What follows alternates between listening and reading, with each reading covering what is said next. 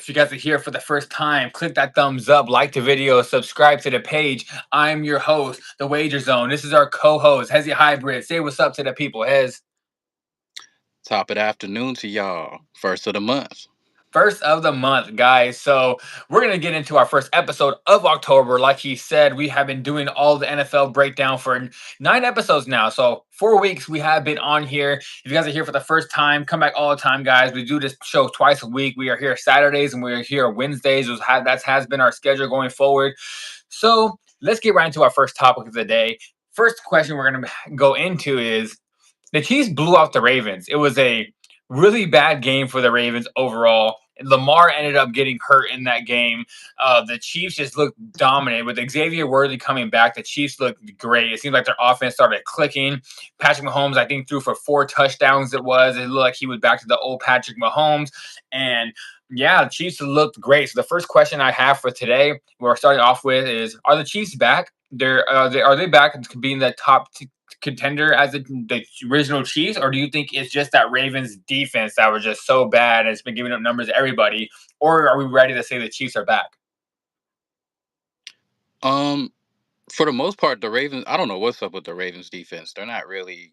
They're just not clicking, man. They're just not wrapping up. They just look like they're lost totally on defense, and I don't know what's gonna take. Especially um, the Chiefs. They played a really good game. So I mean, Yeah. overall, I mean, I would still probably give it another game or two before deciding if they're back.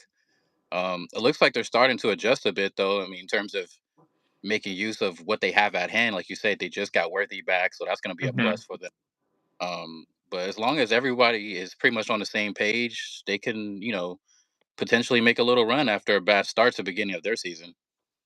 Yeah, I originally I didn't know that she's going to be as good. We can begin the season. Like I said, I told you many times. I think this might be an off year for the Chiefs. I still don't believe they're Super Bowl contenders. I don't think the Chiefs are going to go and win the Super Bowl. But just with seeing how Xavier Worthy came back in his first game and them just looking really dynamic on offense, I think the Chiefs are back. Not to like I want to say not to that Super Bowl contenders, but like a playoff team. I think they look good enough to be a playoff team. They do have a schedule coming up. We're going to see a couple games, like you said. We might have to watch like one more game and see exactly how they feel out or not. But like I said, I just do believe they're going to come out here and they're going to have a pretty decent season. I think the Chiefs, after winning that game, because if they would have lost that game and go start off 1-3, it would have been probably a hard road to make it back. But with just how the Broncos have been playing, Broncos are 2-2. Chargers just lost to the Giants. Now they're 3-1, and the Chiefs are 2-2 as well. They don't really have to worry about the Raiders because the Raiders are just having a downfall season. Geno Smith's out here leading the league in interceptions already. So they're third in the division right now. They're tied with the Broncos, and it seems like it might be a race for who's going to be that number one spot. I mean, or be a race for that number one spot, even that two spot. All these teams look like they're close together, but I do believe the Chiefs are back, as in they are going to probably be a playoff team. They're not going to be as bad as I originally thought. Originally, I thought they were going to lose this game to the Ravens, but they went out there and won the game. So that's a very good sign for the Chiefs, and I do believe they're going to probably make a good playoff push because Patrick Mahomes looked dynamic, and maybe all he needed was Xavier Worthy back. Because as soon as they lost Xavier Worthy in that first game, they just couldn't do anything. And now he came back, and now they're looking really good. And with Rice coming back in a couple weeks, I think that's going to be a really good team probably going forward.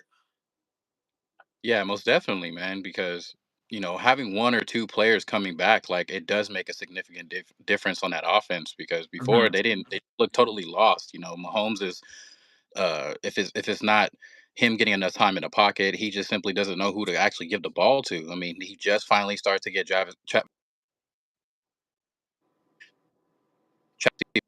into the groove, but rely on him all the time. You got Juju out there who just came back, but I mean, he's not going to be that go-to Yeah. every time. Maybe on a couple of down conversions, but yeah. So having Worthy, hopefully to get Rice back, in the near future. But other than that, it's like hopefully they can just keep this momentum going. And as far as the defense, they're gonna hold up their end of the bargain. But offensively, they just got to keep playing consistent, and then hopefully that their season is not going to be over too early in the near future. Yeah, I just think as long as that defense is going to do what that defense does, it's a decent defense, and as long as the offense clicks, they're going to win games, and they're probably not going to go out here and lose that many games going forward. But Now let's get into a defense that hasn't been showing up. Get to a team that might have to make that playoff push because it seems like they are not clicking right now, especially with Lamar Jackson might be out going forward for a bit. So let's get into the Ravens. The Ravens are 1-3 to start the season. They have not been 1-3 to start the season in Lamar's whole entire career. So this is the first time Lamar's actually been 1-3. So he's gonna have to make a playoff push back and to see if they can get in. But the question is do you think the Ravens can still make the playoffs after starting off 1-3?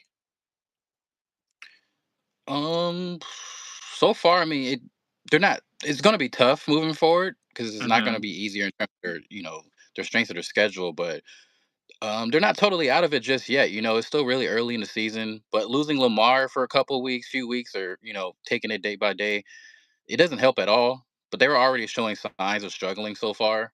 So, hopefully they can get that going. But they have Cooper Rush as a backup, I see. So, that's not really too bad of a thing. I mean, we've seen Hmm. what he's done in the past with Dallas and holding up his end when Dak was out. So they're gonna have to adjust really quick, and hopefully they keep their playoff hopes alive. Yeah, I don't know if they're going to be able to make that playoff push. Like I know Cooper Rush, he can win games, but I feel like this is a whole different offense for him now. The reason why I think Cooper Rush did so really good with the Cowboys because they had a good offensive line and Cooper Rush had Yeah. time. Now they're not going to he's not going to have as much time. The offensive line isn't as good for the Ravens as that Cowboys offensive line was. And the one reason why Lamar could make do with the offensive line is because Lamar's dynamic. Lamar can run around the whole entire field and he can juke, do some juke moves, get out of the way from a lot of these tackles. And Cooper Rush is a stagnant guy where he's a pocket passer. And if that pocket collapses, I don't see Cooper Rush being able to do that much. And with Lamar probably going to miss a couple games because I seen a couple reports. I don't know what exactly is true. I see Harbaugh was saying that he's going to try to make play this weekend, but he also can miss 2 to 3 weeks. I don't really know what that means. Like, oh, I'm going to try to play this weekend, but he also can be out for 3 weeks. I don't know exactly what that really means. I'm gonna speculate that he's going to miss this week because there's no reason to rush him back. I mean, they're 1-3. They don't want to start 1-4, but you don't want to hurt Lamar so bad to where you're not going to have him for the rest of the season. And the other thing is, they got the Rams the week after. So Mm, it's like, do you really want to bring Lamar back against that defensive line that's going to be getting after him? That defensive line that's been getting to the quarterback all year. I don't know if they're going to want to bring him back that fast. So I don't know. I think if Lamar misses these 2 weeks, they could lose these next two games with Cooper Rush being on the field, and they could start the season 1-5. So I don't. My answer to the question, I don't think they can make the playoffs anymore. I think their playoffs hopes is kind of done because the Steelers look like they're decent. Steelers are winning some games. And the Browns are not making the playoffs at all. They have a good defense, but the offense can't generate enough points. Um, Cincinnati, you never know. Cincinnati can make a trade and get somebody better in there to help out the offense. And Cincinnati's offense has been looking horrible. Like they just only scored 3 points against the Broncos, and they couldn't even they punted the ball every single time they got the ball, and they only got a field goal. And yeah, the Cincinnati might have to make a move. But as of right now, I guess the division is still kind of open. Even though they're mm. 1-3, it's still kind of open. But I don't know if they're going to be able to. Their schedule gets harder from here. They got Cincinnati twice. They might win those games because Cincinnati, but going to Pittsburgh is always hard for them. Playing against Pittsburgh, got Pittsburgh coming up twice. And the Browns, I know they got the Browns coming up again in a few weeks, but at the same time, that Browns defense is really good. And you never know, they can pull off an upset against the Ravens if Lamar, especially if Lamar is not 100%. So I could really see the Ravens starting off the season 1-5 because Lamar doesn't play these next 2 weeks. I think the Rams can beat them even if Lamar's there, especially if Lamar's not going to be at 100%. Then the Rams can win that game. And this weekend, especially if Lamar doesn't play, it's on the table. They lose that game too. So, answer the question, I don't know if they're going to be a playoff team anymore. I think this season might actually be done. I think there's no reason to rush Lamar back, especially you're going to have him trying to carry the team, carry the load. They're 1-3. Now Lamar's going to have to push harder to win those games. And if you have a quarterback that's already hurt, trying to push him even more, that's just a recipe just to get him hurt even more and miss the rest of the season. Yeah, you're totally right, man. Because I mean, like I said, it's still early, so it's like their chances are starting to become very slim, especially because they don't have their leader. So like I said, and having Cooper Rush is not necessarily a bad thing. Like he's one of the more better proven backups. But Hmm. yeah, I just even though it is early, I can probably honestly say the same thing. Like I don't really see them actually making that strong push. in his absence like that, or overall as a team. So yeah, I wouldn't really be surprised if they actually missed the playoffs this year. Yeah, and like in the beginning of the year, I think that everybody thought they're going to win the division, but it seems like now with Lamar's injuries, they're already 1-3. I don't know how they're going to make that playoff push. This is right now. The Steelers are the favorite to win the division, and that's kind of wild. The Steelers actually might win the division. Aaron Rodgers looks pretty decent. He's not playing super bad, but it seems like he's a roller coaster right now. But eventually, maybe he learns the offense and gets them back on track. So I think the Steelers are like literally this is the Steelers division to win now, especially with Lamar being out. Ravens could start the season 1-5, maybe. So we'll see into that. So yeah, I think we're both on the same page. It just depends on if they can win this next game without Lamar and then what they have going forward. So and now let's talk about a team that doesn't have to worry about losses as much. The Eagles. The Eagles are still undefeated. Eagles are 4-0 now. The best team in NFL at the moment. They are killing it. They're winning close games, but they're still doing very well. And like I said, they're 4-0. So if you're 4-0, you have to be doing something right.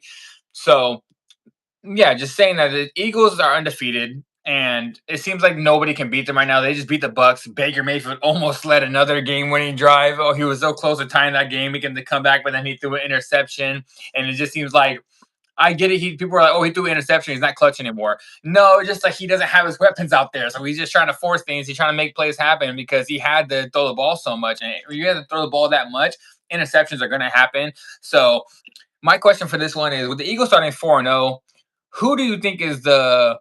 I'll start this question off, but it is who do you think is the biggest threat to the Eagles in the NFC? I'm gonna say it right now. I've been saying it all year. It's the Los Angeles Rams. We're the biggest threat to the I lost my train of thought to the Eagles because we showed that we already had them basically on a verge of a blowout, and then our defense for some reason didn't show up. It took something historical and two back-to-back field goals for them to beat us. And now, if we go into the playoffs and with how good we're looking, with our defense clicking, with Puka Nakua looking really well, Kyron Williams looking well, um, Devontae Adams catching touchdown passes. I do believe we're the biggest threat to the Eagles going to the playoffs. I do believe we're probably going to meet up with them in the playoffs, and it's going to come down to that game. And we already showed we can go into Philly and basically damn near beat them. Like I said, it took something historical for them to beat us, and we should be the ones 4-0. To be honest, if it wasn't for those field goals getting blocked, but yeah, I'm gonna say the Rams. I think the Rams are the biggest threat in the NFC to the Eagles. Yeah, I would have to agree, just because just pretty much already having that rematch from last year, early in the season, so they were on the verge of pretty much upsetting them already. Hmm. So if the time comes where they actually get their chance again, for redemption against them, I feel like they'll have their number, this time around. So, and offensively, the Rams just gotten much better and younger, so they can actually. I feel like they can take on the Eagles defense, and it's been some questions up in the air the last 2 weeks regarding of the Eagles defense, struggling a little bit when it matters. So Hmm. um, they, for the most part, they still come up and they show up when it really matters. But you know, they're beatable for the most part. So, and a lot of teams, regardless if they're on their high horse or still trying to figure things up together or not, they're kind of somewhat exposing them in a way, especially Hmm. how the way Jalen Hurts has been playing, and the defense has somewhat having battling with their injuries as well. If it isn't like the Rams, shoot, not just being biased because of how they just played, but if they're healthy, I could potentially see the Bucks doing it if they're, Yeah. fully up to date. Because to add on to that, pretty much like you pretty much had to score, exactly how it ended up turning out. Obviously, the Bucks had a little rough start in the beginning, but having somebody like Baker at his caliber and what he's been showing all year long so far, um, they have like I said, they have the gift, they have the pieces around them to actually make a run. Yeah. So if we were all actually healthy, or if we at least had Mike Evans, I think you had mentioned at the last episode, we could maybe even won the game, tied it up. So um, I would say the Bucks is up there with the Rams, maybe the Lions too, because defensively they're just on their best right now. Um, and a sleeper, I would feel like too, maybe the Cowboys, because how Hmm. the way they just played against the Packers too, and they're actually showing heart this time around. So There's a few teams in mind, but overall, if I had to pick one, I would have to agree. I would say the Rams. Yeah, I think that's a really like those three teams. The Cowboys, I want to say that, but it's just like their defense can't stop anybody right now. It seems like people are putting up numbers on them, but Dak is showing up. Dak is playing really, really good. He's showing that he deserved that contract. A lot of people were saying that Dak didn't deserve that contract. I think this season he's actually showing why he got that money. But I think it's those three teams, like you said. I think it's the Bucks, I think it's the Lions, and I think it's the Rams. But I think Rams are number one because we've shown already that we should have beat them. The Bucks, I got told you last week. You're right. I said if they had Mike Evans, I'd be picking the Bucks to win that game, and it came down to where the Bucks had a chance to win the game at the end, but they just did not have Mike Evans, and Chris Godwin's barely coming back off a torn ACL injury, and you can't really just force feed him so much because you don't want to get him hurt again. And it was all on a rookie wide receiver in Emeka Ibuka, where he had a good game, but you just can't trust a rookie to be kind of like leading you there to actually win the game so many times. But he did it one time already this season. You can't trust him, especially against the best defense in the league, and or I should say the best team in the league. So yeah, I think it's honestly in that order. I'm gonna say the Rams number one, Bucks number two, and Lions number three. And that I think that just shows the Eagles, my opinion, they won't go back to back Super Bowls because um they have so much competition going forward. With the Chiefs, it last year, the reason why they went back to back 3 different times is because they don't really have that much competition. Honestly, they I guess they had the Bills, but I feel like the Bills were dealing with a lot of stuff off the field, and they already had their number, as in they already had and the Bills' number. Lamar Jackson ends up always choking the playoffs, so I think it just came down to where they just could not end up winning, beating the Patrick Mahomes because Lamar doesn't show up in the playoffs. So now you have for the Eagles, you just see they have so many different options there that can beat them in the playoffs. So like I said, I do believe it's the Rams, the number one, but the Bucks, they get healthy. The Lions are looking good right now. I think all three of those teams are very good spots. Yeah, man. And a reason I put my Bucks up there too, because like I said, it was a really rough start. I'm not gonna lie. Like after that block field goal at the end, and they were pretty much damn near going up 21 zip on us in a way, or we couldn't really get the ball in the end zone. We had like 3 points, 6 points in the first half, but Hmm. it was rough. I was like, okay, let me go see how Jackson Dart's doing against the Bolts, and I was, Yeah.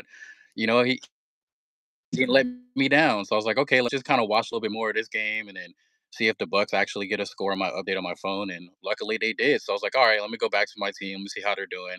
And I was really proud the way that they came back because we looked dead in the water, especially in the second half. Like I think what we held Jalen Hurts to like no passing yards in the second Yeah. half.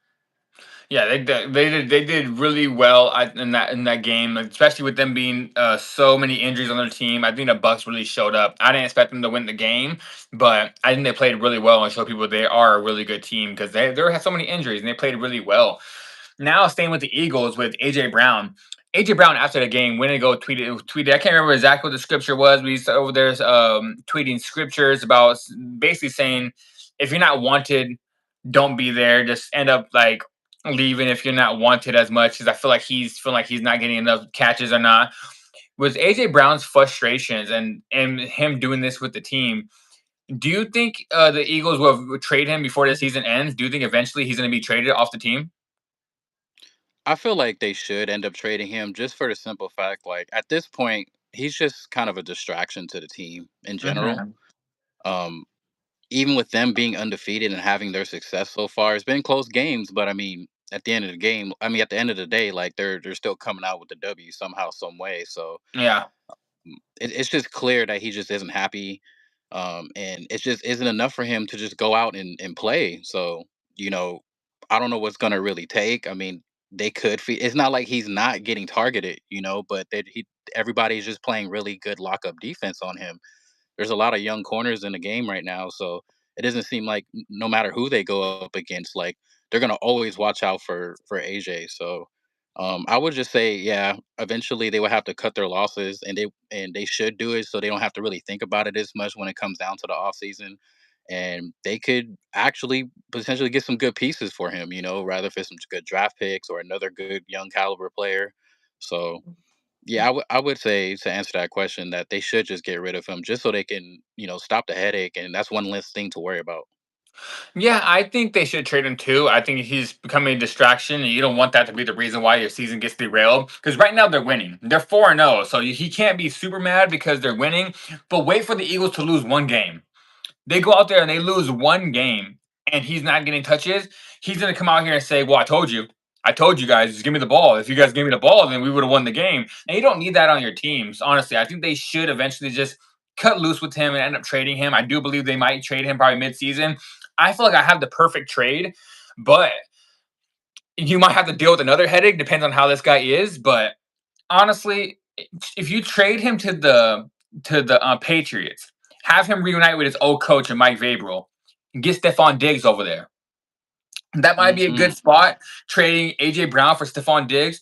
Stephon Diggs, I mean, he can be a diva receiver as well, but I feel like he's in a point in his career where he knows, you know what, I just want to win. I feel like that's how Stephon Diggs is. He's like, I just want to win. I've been on teams that we've got there, but we just never got over the hump. Maybe if I go to a contending team like them, we can win some games. And AJ Brown, the last time he had a great season was with Mike Vrabel, and Mike Vrabel already knows how to use him. And now he has a better quarterback to throw to him at with Drake May than compared to Ryan Tannehill. So I think that might be the perfect trade. Trade AJ Brown to New England, get Stephon Diggs over there, and you can just get rid of the headaches. Honestly, I think that would be the perfect trade. Yeah, that would actually be really nice because I didn't really understand it personally too much of why Stefan ended up going to New England.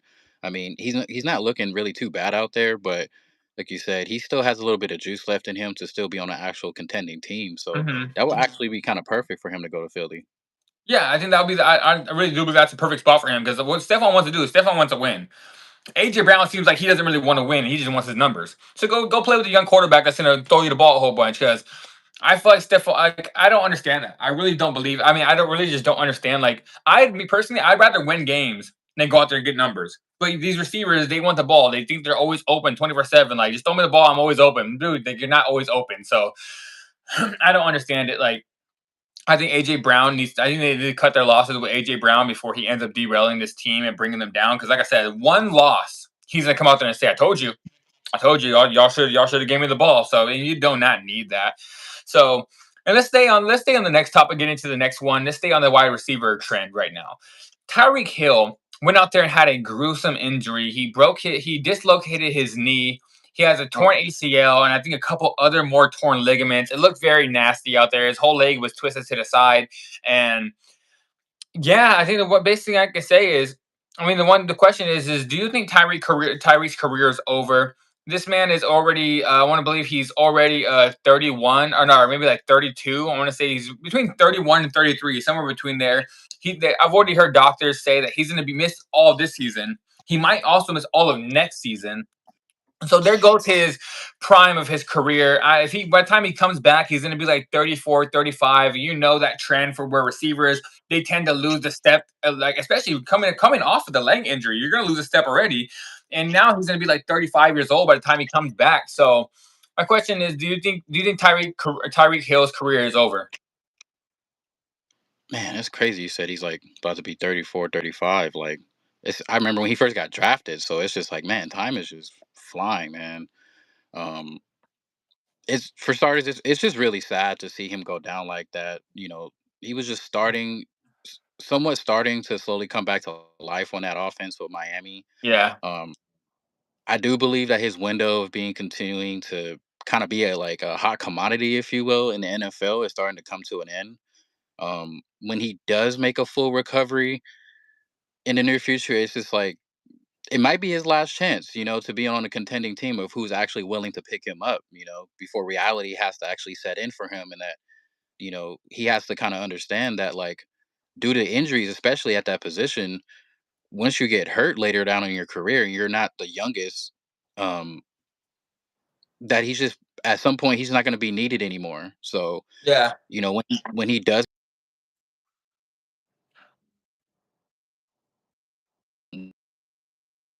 he can do. But I would say when he does, he's just gonna have kind of just have to face it, man. That like, yeah, this is my last chance wherever I gotta go. Hopefully, he probably reunite with his old team or go somewhere where he can kind of plug and play, and then just Mhm. hope for the best. That like maybe on like a 1 year that like yeah we're gonna go all the way. But yeah, I feel like it really is starting to come to an end for him. Yeah, I honestly do believe his career is done. I mean, as in like, I'm not gonna say he's not gonna play football again. That's not what I mean by his career being done. I mean more of like this is the end of the Tyreek Hill of the dynamic Tyreek Hill that we are gonna see. Like we're not gonna see that Tyreek. We're not gonna see the cheetah no more. Like I think the cheetah is. I think it's done. I think the only team, honestly, that's going to give him a chance, and that's in like 2 years when he eventually gets back, is the Chiefs. I think the Chiefs might sign him to like a 1 year deal. Andy Reid, like, you know what? Let's bring him back. Let's try to sign him to a 1 year deal. See what he can do with Patrick Mahomes. Him and Patrick Mahomes were clicking really well when he was over there, and I do believe I really believe that's where he's going to end up. I believe in a couple years the Chiefs are going to pick him up, and when he comes back from injury, and he could be on the Kansas City Chiefs. And but I don't see the cheetah being anymore. It's hard to keep that speed and athleticism after breaking your leg. And he already had some nicky knack injuries before that. And now this is another one.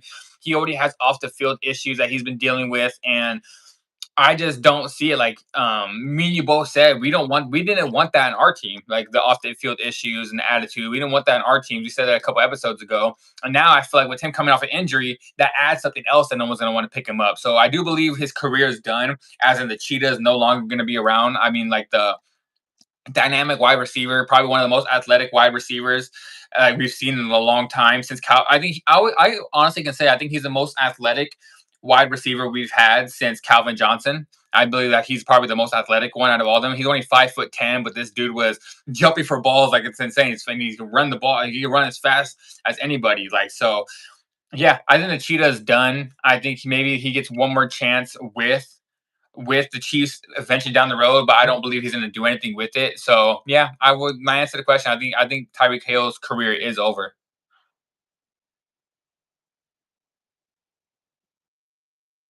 Legitimately, probably the only team that's actually willing to take him back right on the Mhm. spot because as of right now, I don't really see any other teams could use his type of caliber on their team right away. It seems like everybody already has their receiving core kind of locked down, or he just wouldn't systematically just fit right away. Mhm. So yeah, the Chiefs would probably be his best bet, and what better way to kind of just reunite with where with Patrick Mahomes where it all started.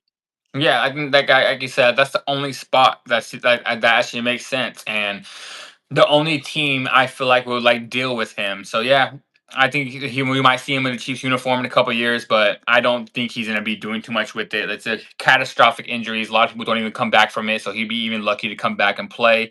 But yeah, I think Tyreek Hill's career is pretty much over. So now I'll leave this next question off. Next question is gonna be the Packers and the Cowboys ended up 40-40 in a great shootout game, back and forth. One of the most exciting games I've seen in a very long time. And the question is, it's gonna be a two-part question. Two-part question is gonna be the first part of it is gonna be, did the Cowboys surprise you with how good they played that game? And the second part is, should the NFL just do away with ties? Like no more people don't like ties. People don't like ties. Should they just do away with it and just keep playing until somebody wins? First part I'll answer is Cowboys.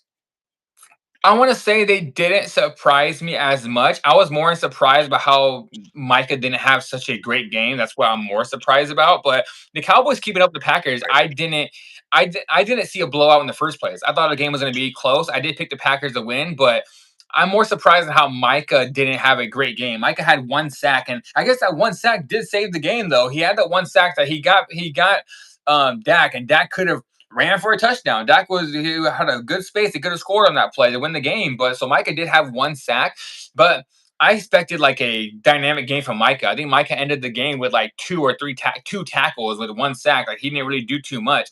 But we kind of did say that. We kind of just said Jerry was going to have the game plan for the coach and tell him, like, hey, don't let Micah have a great game, which it kind of worked. He didn't have a great game, but I'm more surprised Micah didn't have a good game. I thought the Cowboys could keep it close and have a really good game, but yeah, and I'm not surprised that the Cowboys had a good game. And then the second part of the question is like, do I think the NFL should do away with ties? I really don't. I have no problem with that game ending in a tie. Like I watch a lot of soccer. I'm a big soccer fan. Game ends in ties sometimes. It's just what happened. It helps with the points and the standing. Sometimes it differs a little bit. And I feel like that's an American issue. Like in the United States of America, somebody has to win. There can't be a tie. Like somebody has to win. There's no way it can be even. That's just I think that's an American stigma because in other countries, if it's a tie at the end of the game in a soccer match or a rugby match or anything, they have no problem with that. They sit there like, you know what, that was a good game. That's how the game ended untied. Both these two teams deserve to win. It happened in the United States. Somebody has to win. Like even in arguments with people are like, "Oh, I was right. No, I was right." They can't. Like, we see it in our political system where in the United States we can't sit there and say, "Oh, you know what? We come to an agreement. We're both certain rights and certain things." There's always got to be, "No, I'm right. No, I'm right." Back and forth. So I feel like that's an American stigma, and I have no problem with ties. I'm just happy it was a great game, 40-40, the second highest tie game ever in the history of the NFL. So it was a great game either way, and I have no problem with it. Yeah. Um, for me, I'm really not surprised that the Cowboys are playing so well because we've all seen like when Dak and the team is just on point, they can really, if they really wanted to, they can go out and compete with anybody. Yeah, It was good to see that they pretty much made some on the fly adjustments to having CD out for a while, and that they were letting Pickens, somewhat shine when it really mattered, especially towards the end of the game. And their defense is obviously has been stepping up a little bit because they just been struggling, especially against the previous game that they had against Chicago. And you know, and at the end of it too, it could have went either way, especially with the Packers because if it weren't for that bad time management, I don't know what that was towards the end where they were already in the red zone and Jay Love or nobody or the coaching staff didn't call a timeout or they didn't even spike the ball, just kind of let time just go down. It could have easily got a getaway win. yeah. Um, so it's just like, man, it was just so much things in the air where I was like, man, it could have went either way, but that's just I guess that's just what ended up happening. But as far as like the NFL, you know, initiating with the ties, me personally, I was never really a fan of it too much of like, yeah, you score and then or let them score and then we get a chance to do so. Just because in my opinion, like I feel like they should just go back to how it usually was, like the first team to score and they win the game instead of just resorting to kind of like the college style of just like, yeah, opposing offenses try to get another crack at it, and if they don't do it, then we just obviously ended up in a tie. But not only that, but when they implement that, it kind of prolongs the game more than it has to be, and the next thing you know, these teams are just dead tired by the end of it. So it's like, man, at that point, some teams are like, yeah, it'll be cool to come out with the dub, but then at the same time, it's like, man, I just want this game to be over. So Yeah. I don't know. Like it's really kind of hard to say, but if I had to say anything, if about the ties, I'm not really too much of a fan of it. I feel like they should just go back to, hey, you knew what it was as soon as the coin toss was happening to kick off OT. So everybody has to step up, keep that same energy, and who really wants it more. Yeah, I kind of like, don't get me wrong, I kind of did like the best rule I liked is if you go down right away and you score a touchdown, game's over, you win. But if you go down and you kick a field goal, I believe the other team should get a chance to like try to like tie it. But if that team goes down and scores a touchdown, they win the game. Yeah, I like how that was. I don't like is if they score a touchdown, now you get a chance to go score a touchdown. I'm not a big fan of that. I think if a team goes down there first thing, makes a whole drive, scores a touchdown on the first drive, they win the game. And vice versa. Like I said, they score a field goal, but now you get a chance to get the ball. And you go down and score a touchdown, you win the game. Like I think that's how it should be. That's really how I do believe it should be. But I really don't have a problem with it being a tie though. Like honestly, like I think a lot of people have a problem with it. I've seen people saying, "Oh, we should go to a field goal kickoff like at the end of the game." People who can, like, they keep backing it up and see who can make the field goals to win the game, or let's have a 2 point conversion showdown to see who can like make a 2 point conversion, line the ball up at the 2 or 3 yard line. Whoever scores, go back and forth and see if they can do it. Kind of like a penalty shootout in soccer, but I yeah, think I don't know. Like I have no problem with ties. I think the best way to do about it is either go back to the rule, like I just said, or maybe I one thing I did like. I don't like the kickoff. Like I don't like the field goal kickoff thing. Like, oh, let's let the kickers just kick the ball at the end of the game and see who wins. I don't like that. I think they should do a 2 point. I think the 2 point conversion showdown can be good. Like at the end of the game, if it's still tied at overtime, now let's put them at the 2 yard line. They whoever go back and forth, kind of like a penalty shootout. Like if they score, now you get a chance to score, and then which way just go back and forth and see if they could. Whoever doesn't wins. I think that's probably the best way they can do it. To be honest. Yeah, that's actually fair too. Resorting back to the OG way, which is, if they end up, if one team kicks a field goal, it gives the other team a chance right away. Things over. But yeah, man, they kind of put it exactly how the way doing it right now in terms of the rules of overtime. Like I said, it just completely tires everybody out, and then you're most likely probably going to go end up into another second Hmm. overtime if these teams don't actually make that push because it just seems statistically that not everybody's going to score when they get a chance to get the ball back. So, yeah, that's just my opinion about it. I don't really have too much of a problem with it, but then, like I said, it just makes the game longer than it has to be. Yeah, yeah, I agree. Like the one thing they need to do is football games are already like 3 hours. Now we're like looking at like almost like 4 hour games. So yeah, I do think that the game goes a little too long. But now let's move on to the next topic where we'll stay with the Packers. The Packers gave up 40 points to the Dallas Cowboys. Everybody's been talking about that Packers defense, even us. We were saying that Packers defense looks legit. I was our first week. I was like, I think our second week, I had the question of, is this the best defense since the Legion of Boom? And I think honestly we can say that right now, no, it is not because they just gave up 40 to a Dallas Cowboys team. And but yeah, I just my question is that Cowboys defense overrated? The Sorry, Cow is that Packers defense overrated? For the Packers, I wouldn't label them as overrated just yet. Um, as far as the recent game they just had against Dallas was probably like somewhat the poorest I've seen them play so far. It wasn't the Hmm. worst, but they could have done things definitely better all across the board. But it's like I said, it's so far in the young season. If they were just to fix some things, such as like their secondary coverage and really the pressure up front when Micah is not in the game, as we've seen before, or as we've seen in that game, there was times where they just kept him out for like full on drives, and I was just like, Hmm. okay, like I understand they're trying to preserve him in a way, but difference maker too when he so it's like I know they're not trying to like tire him out and everything, but if they could just fix those little things, especially up front, I think they'll just be fine.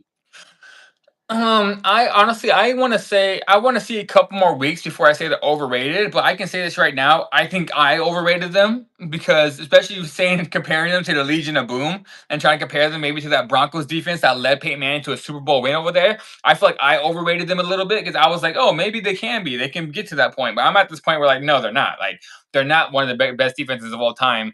Those defenses, like the Ravens defense, so Ray Lewis and Ray Lewis out there earlier in the year, that Tampa Bay defense with that ended up winning a Super Bowl over there in the early 2000s, the Legion of Boom, the Broncos defense, they're nowhere in that level. I just don't believe it. Or about the guys are about to have a special guest. My cat is walking up, so a special guest is here, just like the last episode.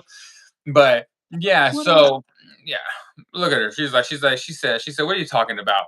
But yeah, I think I overrated them just a little bit. I think they're not on that level of those top teams. But the one thing I can say is I want to see a couple weeks before I flat out say they're overrated. But giving up 40 points to a Cowboys team that didn't even have CD Lamb is kind of like a big step in the wrong direction. So yeah, I want to say I overrated them just a little bit, but as in a full season overrated, it's only week 4. We got to see how they did because they did hold a lot of teams to under like 20 points. So I want to see how the season goes eventually a little longer. Yeah, I would definitely say give it a little bit more time, maybe another game or two, see how they make these adjustments. But as far as yeah, I would have to retract to how we were comparing them before of like how they were potentially going to be up against like teams in the past, like the Legion of Boom, Ray Lewis and Ed Reed leading those defenses Hmm. back in the thousands, Tampa Bay back in '02. Shoot, they're not even really. You can't even really compare them to when Palomalu and James Harrison were them on Yeah. the Steelers back in the day. So, shoot, if you can actually put them up in Madden or whatever, it's like, nah, I don't think they can actually match up against these teams like as an Yeah. overall rating. So, um, it's they're not dead just yet. We'll just have to see how they progress on. But so far, they're just looking like they're not really that team as we thought they were defensively. Yeah, like I think I want to see a couple more weeks, but as of right now, I can clearly say they're not one of the best defenses of all time. I feel like a lot of people were jumping to that point. That's why I even asked that question. I was like, "Are they getting there?" And for a second, I was like, "Maybe they might, but." As of right now, I'm ready to just say no, they're not there. Now we'll get into a guy that I'm a big fan of now. I'm a big fan of him after he just started his first debut. I was happy. I said, guys, that once Jackson Dart gets into that starting lineup, I thought my prediction was literally was before the season. I don't know if you remember. I had the Giants probably starting the season off like 1-3, 1-2. Hmm. And I thought the Giants would pull off the upset in week one, but they end up losing. But I had the Giants starting off the season kind of rough. And then I was like, Russell's going to get benched or get hurt. And then Jackson Dart was going to take the step up and lead the Giants to the playoffs. It's kind of harder now. They're 1-3 right now. But hey, Jackson Dart is 1-0 for his career right now. I like Jackson Dart a lot. He went in there and beat the Chargers. A lot of people were very surprised by that. The Chargers had a bad game. Justin Herbert throwing interceptions. The run game wasn't really working as much. I mean, the run game actually did work a little bit because Amarian Hampton had a better game. He had I think it was like 80 to like 100 yards, so he had a better game.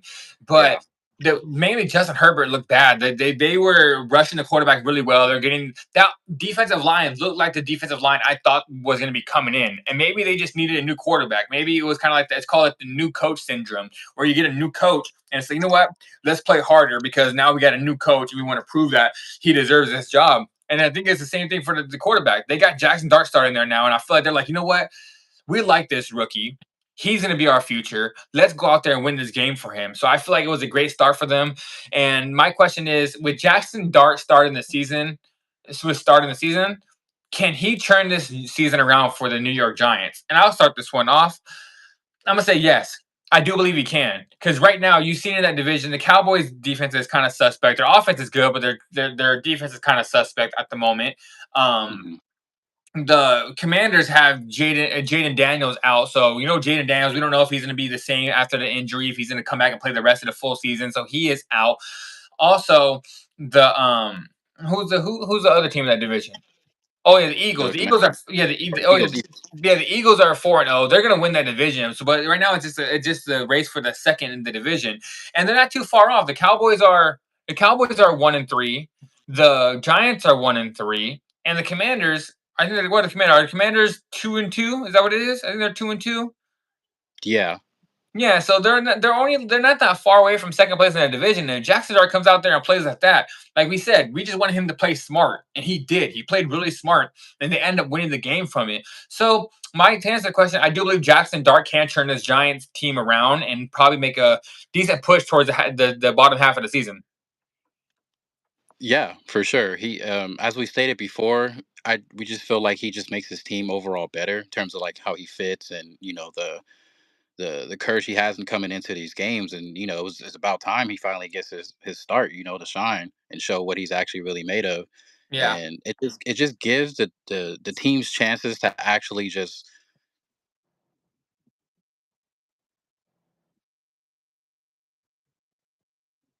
playing catch up or being like, okay, we're kind of down in the hole right now. Let's see if we can actually make a couple plays just to get in the red zone compared to when they had Russell Wilson in the game. And I actually do feel like even though they're 1-3, even though they're not the only team that's 1-3, they're one of the better, if not the best team that has that upside to actually come back from a rough start and beginning Mhm. to actually have a winning season.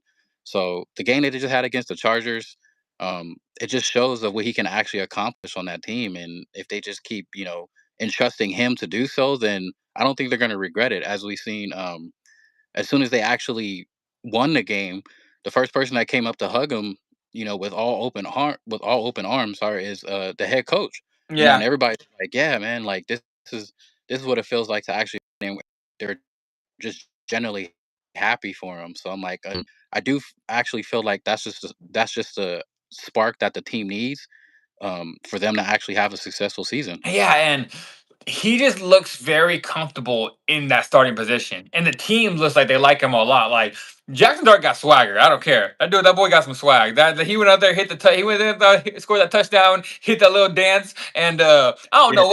I'll put it this way. I don't know what dance that was, but he hit it. I don't care. That dude. I was watching. I was like, okay. I was like, Jackson Dart got a little swag to him, and I like it a lot. The whole team gathered around him. They were so happy.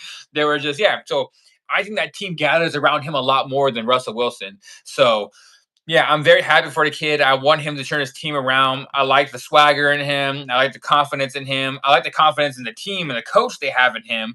So I do believe, like you said, we both agree. We both do believe he can turn the season around. Maybe they make the playoffs, maybe they don't. But all this whole first year is about Jackson Dart learning how to play the game and him getting comfortable against those good defenses. And like I told you last week, this was probably a good start for him to go against a great defense and a great defensive coach in Harbaugh. Now going forward, there's only like two more defenses, maybe even three defenses the rest of the year that he's gonna play against. That's even up to the Chargers defense. So I feel like he always saw the best he's probably gonna get. Right. So I believe like it was a good start for him, and I think he's going to turn the season around, and I hope he does.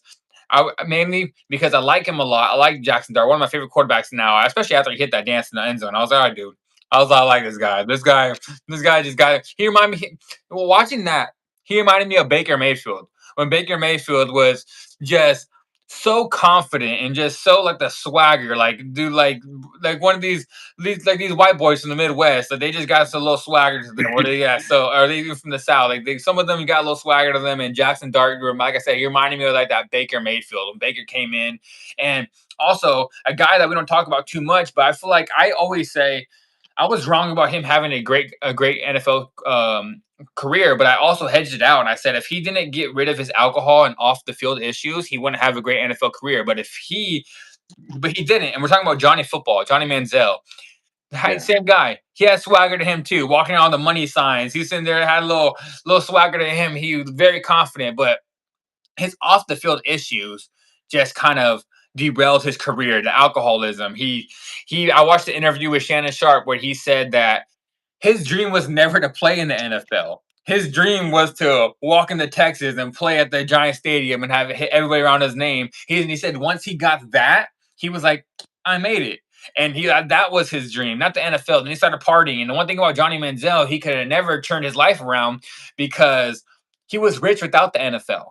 So a lot of these people they hit rock bottom. They hit rock bottom and then they changed their life around, kind of like Chris Carter. Chris Carter hit rock bottom, and Chris Carter was like, you know what, I need to turn my life around because this is for my family in the future. Johnny's like, my family rich, I'm already rich. I don't need the NFL to be rich. So I'm happy Johnny turned his life around now. But getting back to Jackson Dart, he kind of reminds me of that, like that swagger, that confidence, and I like that in a quarterback. So I do believe Jackson Dart turns it around and has a great season. Yeah, most definitely, man. Like I truly do believe in him, and regardless, we've already stated this before too, is that regardless if they actually do anything for the rest of the season, or he is still trying to learn. Obviously, he's still really young and it's his first year. So rather if the Giants actually do something this year or not, it's clear that he's going to be the main go-to guy for probably the next couple of years, for sure by next season.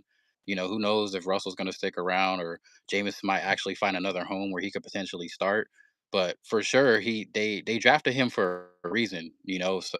For somebody to go for as high as he did in the draft, Mm-hmm. there's no reason why they shouldn't push for him to actually be the remaining starter for not this season, but for years to come. And as we seen during the game, everybody was, especially Giants fans, they pretty much was just lost for words as soon as they let see Malik Neighbors, arguably their best receiver, go down for the Yeah. rest of the season.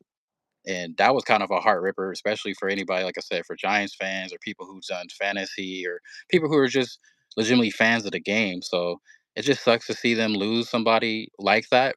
But even when he did go down, they still showed the fight. They were just like, okay, next man up, and we're still gonna come out and win this football game. Yeah, and like especially with a young quarterback like that, a lot of them are going to gather around him, and that's why I just like the confidence in the team and the coach to even gather around him like that and show him, you know what, this is your team now. I feel like after he won that game, Vrabel went up there, gave I mean Vrabel, what's his name? Can't remember the coach's name for the Giants.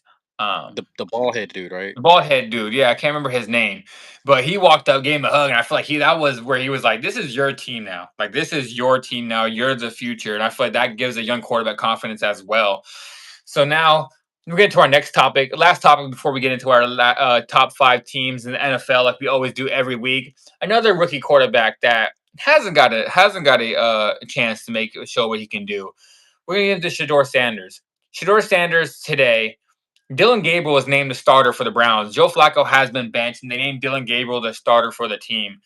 Me and you both last week said we think he's a better quarterback than Dylan Gabriel. Dylan Gabriel looks very small, and I don't believe he's as good a quarterback as Shador Sanders. And now they're giving Dylan Gabriel a chance. And the one thing that sucks about Shador is now they dropped him down to third. Well, he was already third string, but now they kept him at third string. They benched Joe Flacco, but they're going to keep him as the backup. When is Shador going to get a start? Is he going to be able to start the rest? I told you I thought he would be able to start a game this season. I think eventually he will get to start because I don't think Dylan Gabriel is going to do so good like a lot of people do believe. I believe he's going to struggle. I think he's going to go in here against his NFL defenses with his size. He doesn't have the strongest arm. He's not as a dynamic quarterback as Shador, and I believe Dylan Gabriel is going to struggle. So my thing is, question. I guess the question would be: do you think the Browns made a huge mistake with going with Dylan Gabriel over Shador Sanders and keeping him at third string?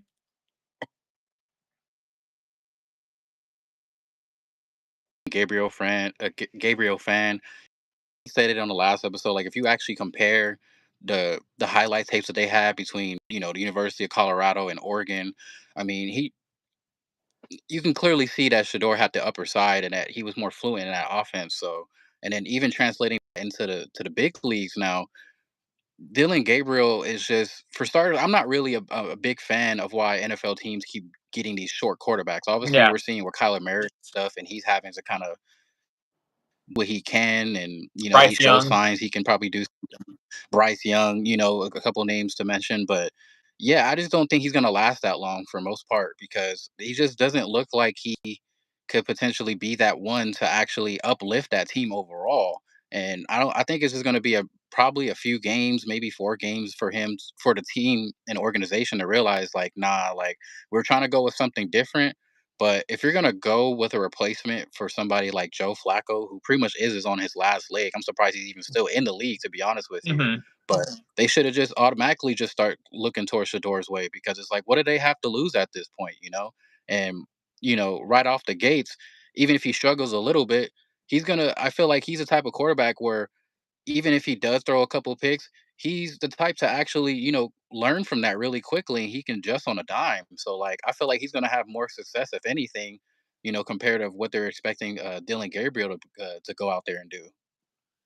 Yeah, I think they also made a big mistake starting Dylan Gabriel. I think they should have gave the keys to Shador of this team and just let him run with it. Like, what's the worst that could happen? You guys are already a bad team. You guys already can't score. You might as well bring some dynamic offense to your team. Where Shador, he's gonna bring that. Shador's very he doesn't have a powerful arm, but he's very accurate. He's very confident. And one thing about Shador, he can move around a little bit, but he's mainly a pocket passer that's gonna throw dimes. That's what he does. He throws dimes out there, and I just think that the team needed confidence, and one guy that's going to bring. Excuse me, guys. Sorry, my cat always wants to walk in front of the camera, but he always brings confidence. And the one thing the team is going to have with Shador's quarterback, Shador's going to be like, he's going to gather the troops and be like, guys, we're better than these people. He's going to bring a little swagger to the team. He's going to bring a little push to that team to make them play harder.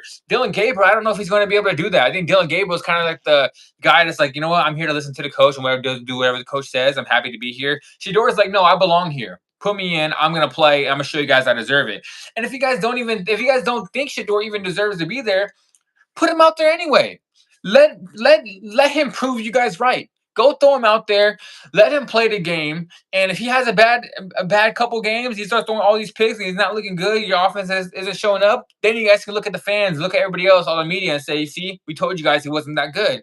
But put him out there. Let him play. Like this guy, like I told you last week, he was projected to be the number one overall pick in the beginning of last football season. He was projected to go top three by the end of the football season. Maybe even first round for sure. Drops all the way down so far down the draft.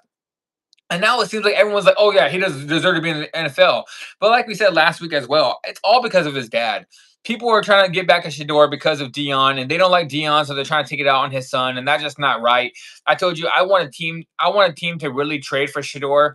I really want that. Like Cincinnati would be so perfect for him. Like just put Cincinnati, just trade for Shador Sanders, have him start, and if you guys don't like Shador, and who cares? Like, then bring Joe Burrow back after injury and like let him go. But it's just sad to see a talent that I believe is such a great talent as of right now, and he has so much potential not get a shot. And I saw an interview today. I don't know if you saw it yet, where Shador, the Browns media is asking him questions. Oh, what do you think about Dylan Gabriel starting? And Shador Sanders is like, in this head, he's like, I'm not gonna play into your guys' games. He's sitting there like this. He's sitting there like this. Like he's sitting there just like talking it up and not saying a word. He's like, you know what? I'm not gonna give you guys what you want. Like I'm not gonna give you guys what you want. I'm just gonna sit here and act like I'm talking, but I'm not talking. They're trying to stir things up already with Shador. So he's like, you know what? I'm not gonna give you guys what you want. I'm gonna play. I'm still hopeful though. I think Dylan Gabriel's gonna go out there and have a bad couple games because I do not believe he deserves to be a starting quarterback in this league. I think Dylan Gabriel's gonna go out there, throw a couple picks in like a first half or something, and then you know who's gonna walk onto that field? Shador Sanders. It's gonna be like a Tim Tebow moment where Kyle Orton finally had a bad season. Tim Tebow walk out there and end up winning the games. I believe in him, like I really do. Same thing when everyone was talking about Jalen Hurts. Oh, Jalen Hurts is not a starting quarterback in this league. I compare Jalen Hurts to Tim Tebow. I was like, guys, he might not be the best thrower of the ball. He might not be the best runner of the ball. He might not be overall the best like dynamic player. He's not great at any one thing, but one thing these players do is they win. Tim Tebow, he wasn't the best thrower. He wasn't the best runner. He was good at gathering the troops together and winning the game. And that's what Jalen Hurts does. And that's what I believe Shador does. I believe they're just so dynamic to where they can win games for you if you just give them a chance, give them the keys, and believe in them. So I'm hoping Shador gets that start. Yeah, I feel that he will as well because, like I said, only time will tell, and it's gonna show for it when Dylan Gabriel's out there. He can't even see over the line, let alone when Yeah. he's under pressure like that with that offensive line from Cleveland.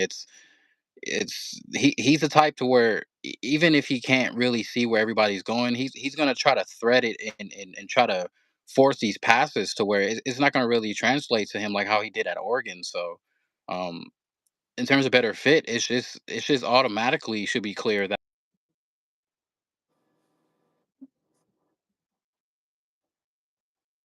gonna go Dylan Gabriel route is they're gonna really see that yeah they shouldn't have done that and that Shador clearly needs to be the one to actually show why yeah this is why he's in the NFL or like see this is why he's not an NFL caliber quarterback. So, but arguably people can't really say or write him off just yet because he hasn't had that time to prove himself yet. But Yeah. if it wasn't on Cleveland, he could easily, like you said, he could have been the go-to backup for Joe Burrow right now in Cincy, or he could have, in my opinion, easily beat out all the other quarterbacks on the depth chart down in New Orleans because they're not having a good season as well. So I don't know. I'm only just counting down the days when they're just like, okay, you're finally starting to see that Dylan wasn't a man. Now it's Shador time, and you know when he's given that chance, I don't think they're gonna. I don't either. And the one thing that sucks about Shador is that I don't know if you read the report. The Ravens wanted to draft him. The Ravens was right about to draft him, but he said he when they called him, he says, "Please don't draft me." He says, "I want to be able to have a chance to play, and I feel like backing up Lamar, I won't get a chance to play." Lamar just got hurt. Lamar's going to be out for a couple weeks. Man, if he would have just played with Ravens, he would have got a chance. I'm not saying he would have took the job over Lamar, and they would have put Lamar eventually back in, but we would have been able to see Shador play a little bit. But I get what he was saying. He thinks he has a chance to be the starting quarterback for the Browns. The Ravens, he has no chance. He was going to be a backup for sure, be a backup. So I understand the reason why he didn't want to go there, but it just kind of sucks. It's like, man, we would have been able to see Shador by now. But yeah, I do believe that. Gosh, Kitty. my cat do that all the time. My cat knows when I'm like on a video or anything, and she's like, "I'm gonna sit right here." But yeah, She's like, "Can I get some juice?" yeah, so but yeah, I just hope he gets a shot because he deserves it, and I agree with you. If they give him a shot, they're not going to regret it because I believe Shador will take the whole NFL by storm, just like how Baker Mayfield did when he was the backup and they put him in, and he went out there and broke the touchdown record for the Browns. So, but yeah, Mhm. I want them to give him a shot. Hope they do. So now that was probably the longest talk we had because we are big Shador fans, and I just want to get that kid a shot. Give him a shot, put him in there, let him play. So now for our last topic, guys, like we always do every single Wednesday after the week ends, we go into our top 5 teams in the NFL. Top 5 teams in the NFL are we're going to get into. Last week we kind of jumped around and we moved things around a little bit, but now I feel like week 4 is when we start seeing like a lot of these teams what they're really kind of made of and who's going to be there. So I'll let you go first on this. Who are your top five teams in the NFL after week four? You lineups and where we place these teams could change, because week by week it seems like a team's coming up or a team's kind of going downward. So for this week, I'm gonna have to say starting like I usually do from the bottom up. So at five, believe it or not, I'm actually gonna roll with the Seahawks this week, Mm-hmm. just because they looked better than we both actually predicted they were gonna be. At the start of the season, Sam Darnold's just looking incredible. He's having whoever he can throw to out there. Obviously, Smith Najibba is not really involved too much, but I don't think that's going to last too long, because he's a big vocal part of that offense. Everybody's really young. Defensively, they're kind of low key a sleeper as well because they've always had a pretty decent defense for the most part. Especially even though it was just a game that they had against Arizona, it was like, man, for the most part they really just held their own, and especially against Kyler Murray and them, who were really trying to get things going for them offensively. So that's why I have him at number. They really Nah, they're probably not gonna really do much. Sam Darnold could have probably just stayed in Minnesota, but yeah, they're really making some noise right now, just a little bit. Mm-hmm. Um, at number 4, Imma have Detroit. Imma have the Lions. They're, in my opinion, kinda starting to see their own potential as a team and realizing what they have to compete, not just in the NFC, but against non-conference and non-divisional teams. So, they're looking like they're doing really good. So far, it's looking like the trade that they have for, they traded to was it the Montgomery to the Chargers? Yeah. So, it looking like they're not really, you know, making that much of a big deal or like, oh man, like we didn't want to get rid of him as much because clearly they always wanted Jamar Gibbs to be that guy anyway. And yeah, Jared Goff is still playing pretty well. And as far as everybody in the receiving core and tight ends, like everybody seems to be on the same page. So yeah, they're just looking like they're really on a roll right now, and hopefully they can keep that up. Number 3, I'm going to have the LA Rams because, Okay. they're picking up where they just left off, especially before they had that sad loss that they had to the Eagles.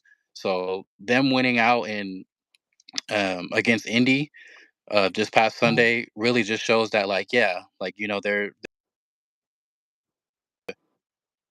get back to once they're really playing some really good football.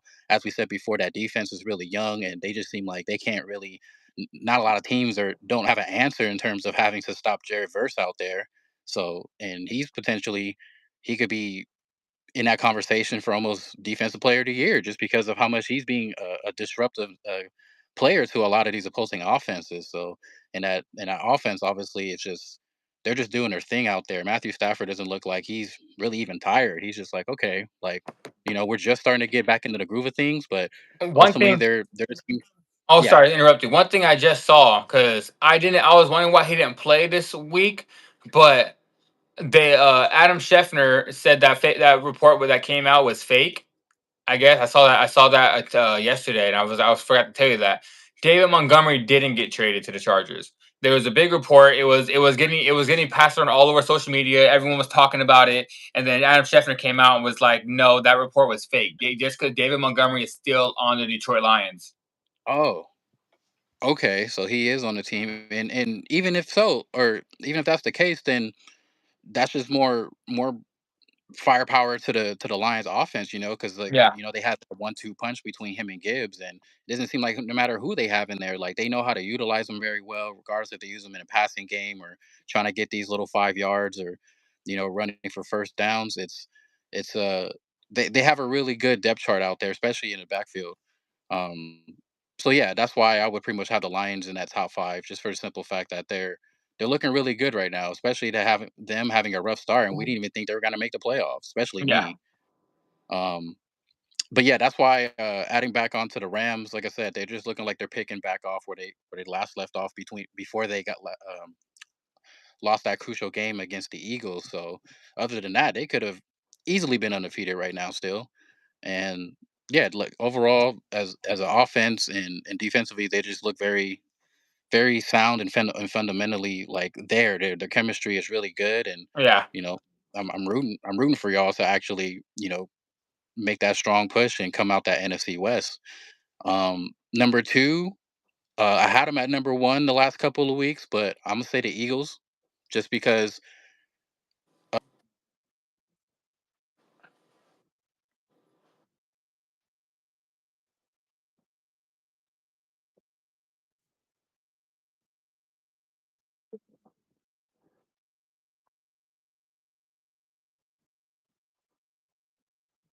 Yeah.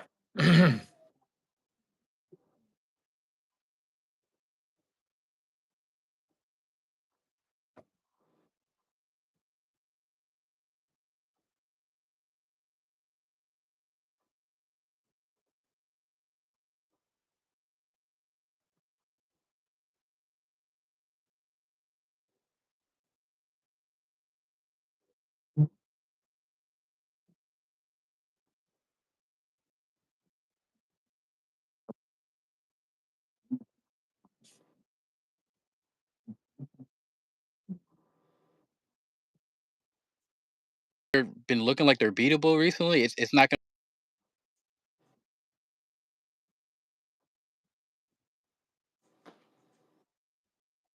be a dogfight. So far, the Eagles, even though there's some things they need to fix a little bit, they're still arguably top two, three teams right now, at least coming into this week.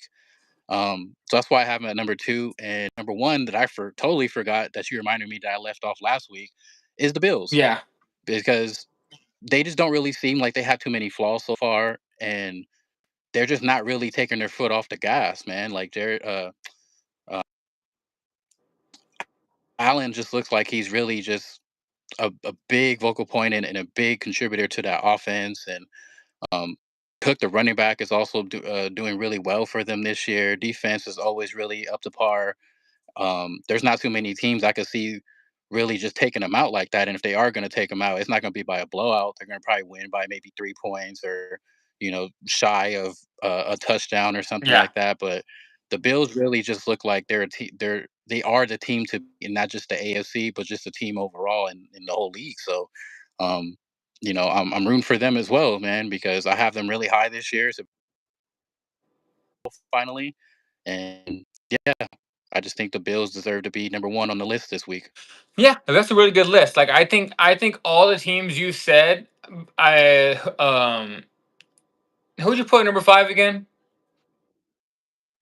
Five, I had the Seahawks. Yeah. Seahawks. See, Seahawks, yeah, I think that's a good number 5 spot because I don't have the Seahawks in my top 5. I agree with almost everything you said. Like the other teams, I would probably a different order, but the Seahawks, I have them like right at. Yeah. I have the Seahawks like at 7, like 7 or 6. I think they're right there. I think they're a really good team. I think they're making their way up. Probably the surprise of the year, the Seahawks, how good Sam Darnold is playing with that team over there. So my top 5 teams in the NFL, 5 was a very hard spot because I had 5 literally debating between I would say between either the Bucks, Chargers, Seahawks, and Chiefs. I had them all 4 like at that 5 spot, like kind of like they're all in that same tier for me right there. But 5, I'm gonna have to go with Chargers. I know they just lost to the Giants, but everybody has a bad game. Everybody's due for a bad game where they go out there and lose to a team they're not supposed to. It happens to the best of the teams in the NFL. And I still believe the Chargers have a good defense and their running game with them. I saw a good sign with the Marion Hampton last week, where that was the one thing I had that was kind of worrying me that the last week was Amari Hampton not doing as good as a lot of people thought he was going to do. So I'm kind of happy that was a good sign. I know they lost the game, but I feel like that was a good step forward with Hampton actually having a good game. And so I do believe that the offense is going to be still more dynamic. Justin Herbert had a bad game last week, but I do believe he's going to bounce back. So I have the Chargers at number 5. Number 4, number 4, I'm gonna go with the Lions. I agree. The Lions are a top 5 team in the NFL. They're playing really well. We both said we thought they're probably the biggest threats to the Eagles as well with the Rams. So I do believe the Lions are in that spot, and I think they're their dynamic 1-2 punch in the running game is nasty. Like now that I know that David Montgomery is still on the team and Gibbs already having a great season over there, and then with Jared Goff, when you put him in the right position and give him time to throw the ball, and that defense playing really well, I do believe the Lions are a top 5 team in the NFL. So I'm gonna go Lions at 4. Number 3, I'm gonna go with my Rams. I think the Rams are the third best team in the NFL. If we won that game against the Eagles and didn't blow that lead and we didn't get 2 back-to-back field goals blocked, I feel like everybody would be saying we're the best team in the NFL. We would be hands down number 1. So I think the Yeah. Rams are third. I think the Rams should have been 4-0, but no, we're 3-1. And a lot of people were picking the Colts against us this weekend, but we went out there and showed the Colts that we're just better than them. I told you, I thought that was like my lock of the whole entire week for betting wise that the Rams would win that game. So I got the Rams winning this game. We got Thursday night football coming. Oh, we did not talk about Thursday night football, so we'll talk about that game right after we get done with this. I always forget Thursday night football, but we got the Rams at third. I think the Rams are making their way up a little bit more. At number 2, I got the Bills. I think the Bills are the second best team in the NFL. I think the Bills are very dynamic on offense. Josh Allen and James Cook, that the offense is really nasty. They do whatever they want. Josh Allen looks like he's probably going to be a back-to-back MVP if he keeps it up. He's already like a heavy favorite to win the MVP award again. So Josh Allen might be going back-to-back on MVP awards. That team is still 4-0 right now, and they have not lost, and I do not see them slowing down at all. So I have them at number 2. And number 1, I just can't move them from number 1 because they are defending Super Bowl champions. They are 4-0. They have won 18 games in a row at this moment. So I have to put the Eagles. The Eagles are, in my opinion, the best team in the NFL. I know they had a couple rough stretches where they're not winning games as easily as the Bills are. The Bills seem like they're winning games pretty easily. The Eagles are winning tough games, but they still are winning. So I have the Eagles at number 1. They're not going to move off my number 1 spot until they actually lose a game. So I have the Eagles at number 1. Yeah, that's a really good list. For we pretty much had the same exact list for the most part. Yeah, for the most part, I think that first 4 teams, besides you had Bills number 1, I had Eagles number 2. I think that's the only difference between 4 and 5. And like I told you, that fifth spot is very hard for me. Like there was a debate for me if I was going to put the Chargers, the Seahawks, the Chiefs, or the Bucks. Like it's all very hard. I think I kind of looked at it like I can't put a 2-2 team as a top 5 team, even though they look great against the Ravens. I can't put them at number 5. So Seahawks Yeah. looking good, but I just don't know if I can trust them. The Bucks would be at number 5, but they're having a lot of injuries right now. Maybe it'll change down the list, so I couldn't put them at number 5. And the Chargers, I just feel like they had a bad game against a rookie quarterback, and we tend to see that when a rookie quarterback starts the game and takes over, the team usually rallies and wins the game. That's usually how it comes down to. So I still believe the Chargers at number 5. So those are Yeah. our top 5 teams in NFL, guys. Now we'll get into our last topic where I forgot all about it. Thursday night football coming up. This or tomorrow, Thursday night football will be on the Rams taking on the San Francisco 49ers. I believe this game is being played at SoFi. I want to double check real quick before I say that. Let me double check. I don't want to say we're playing at SoFi, then we end up playing. It's like it depends. My pick of the game is going to depend on if we're playing in SoFi or not, honestly. So let me check that real quick.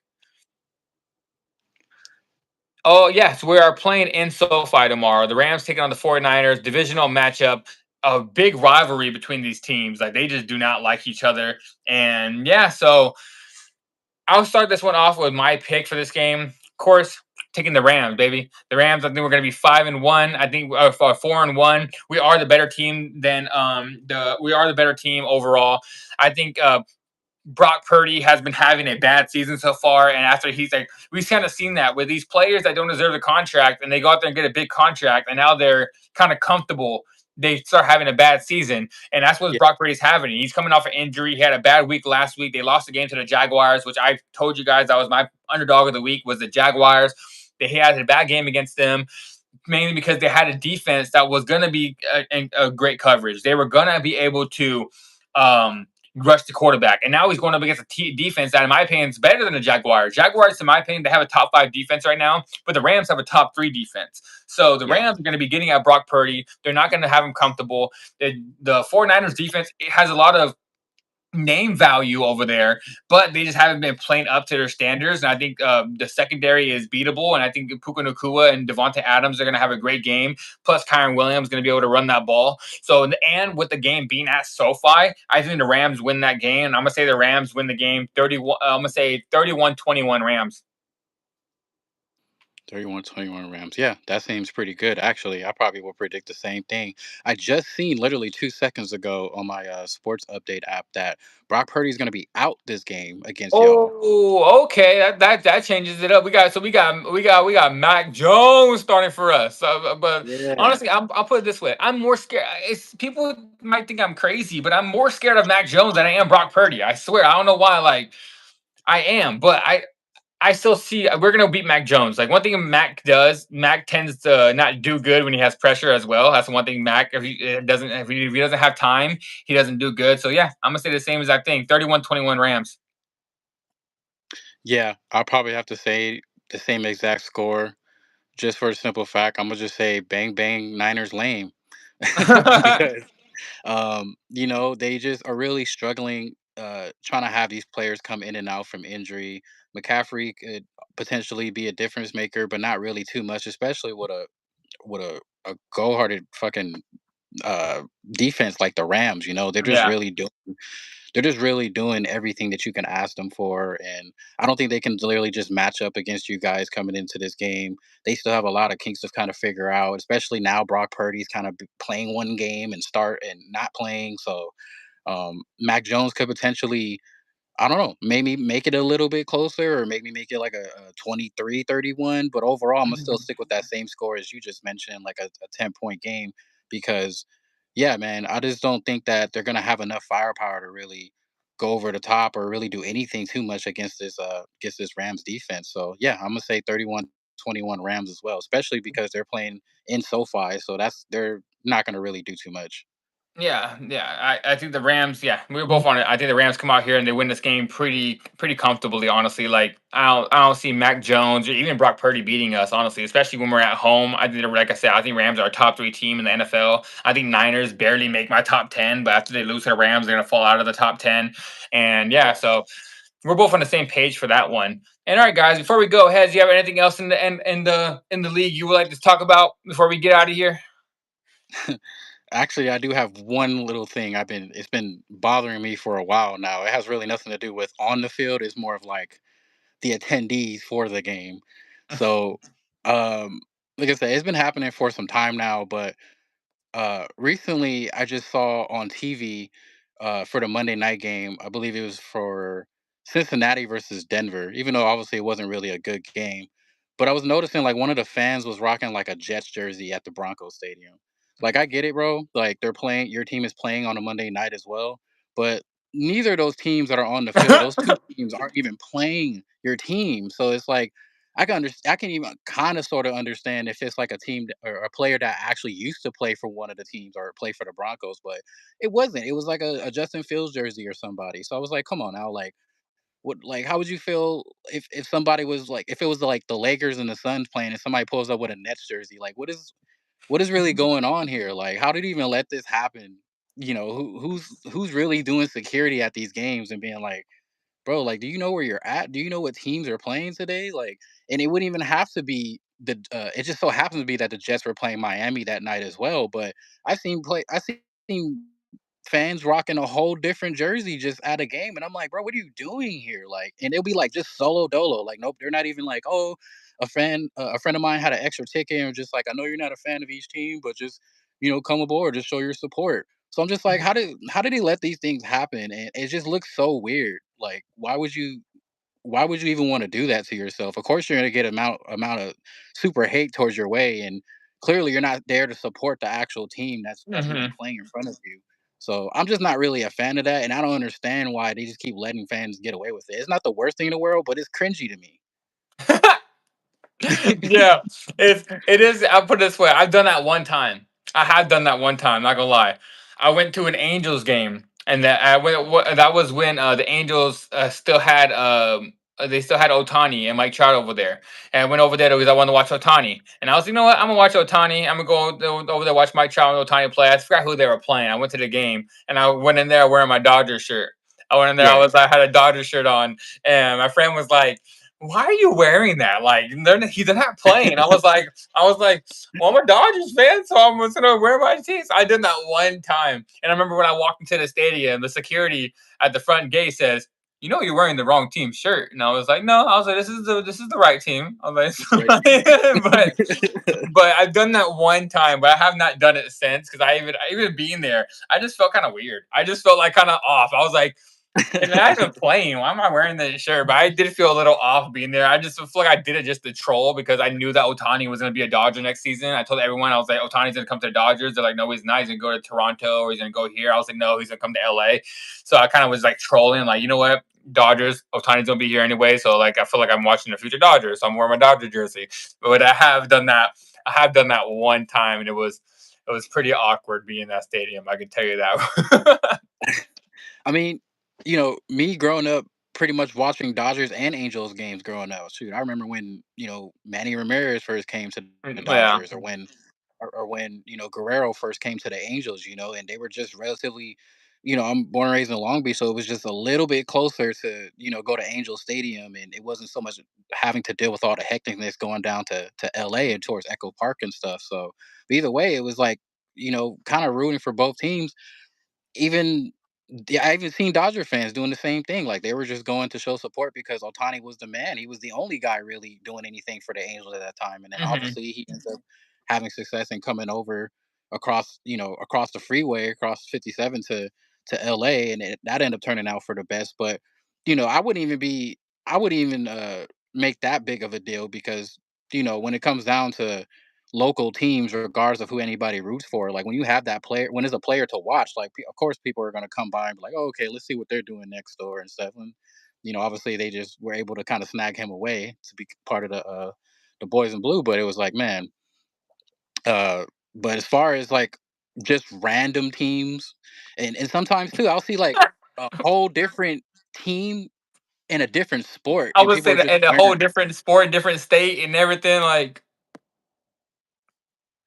Yeah, it's like, what are you really thinking? Like, out of all things, like, you could have just wore regular clothes. Like, you want to show support that much to where you're just like, yeah, like, I know this has nothing to do with what's in front of me right now or who's playing, but I'm just gonna show out anyway. And I'm just like, come on, bro, like, that's just so disrespectful. Like I said, what if it was like a Lakers and Warriors game, or Lakers and Suns, and somebody just pulls up with a Nets or a Knicks jersey? Like, bro, do you know where you're at? Like, I understand you could be a fan of the game all you want, because that's potentially me with basketball, but come on now, like, just cut it out.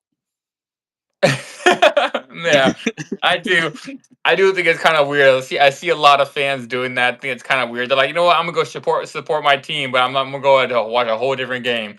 I've seen that happen a lot, so it is kind of funny. I don't like. Even I told you when I wore my Dodger jersey, Angel Stadium, everyone was looking at me. I was like, maybe I shouldn't have done this. I was like, maybe this is kind of awkward being here right now.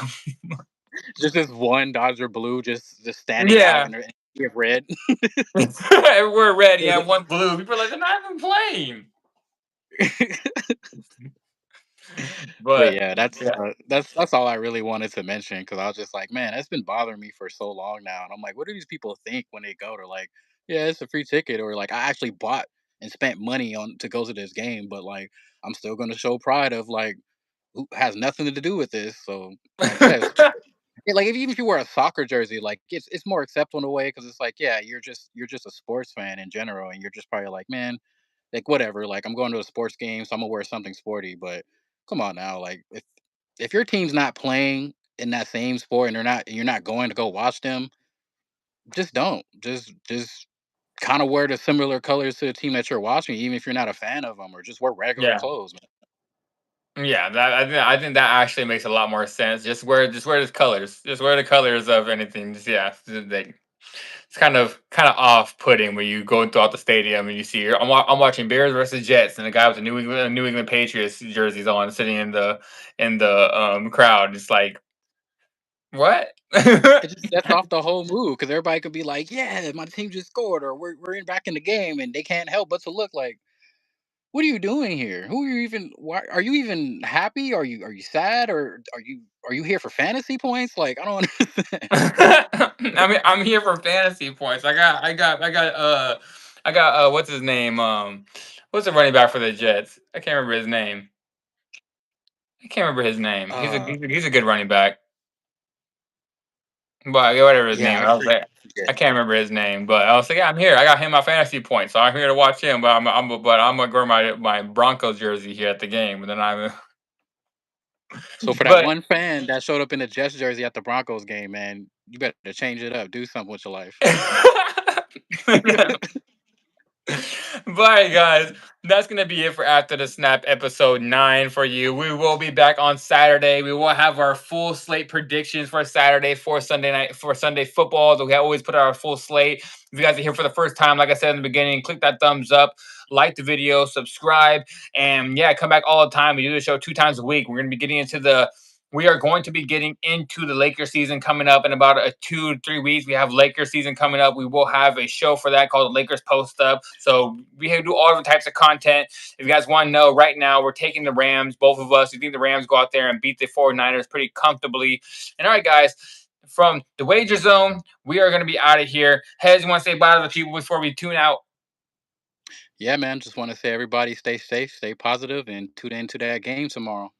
Yep, and we'll have a good game where the Rams are going to go on there, and maybe the Rams win this game. We might have the Rams being second best team. And if we go out there and dominate like I think we are, we might have to be the second best team in the NFL coming next Wednesday, in my opinion. So, all right, guys, we're tuning out of here. Wager Zone, Hezi Hybrid, After the Snap, episode 9. We'll see you back for episode 10 on Saturday. My cat wants to say bye, so she's saying bye too. And all right, guys, Bye, kitty. we're tuning out. I'll see you guys next time. Yes, sir. Peace.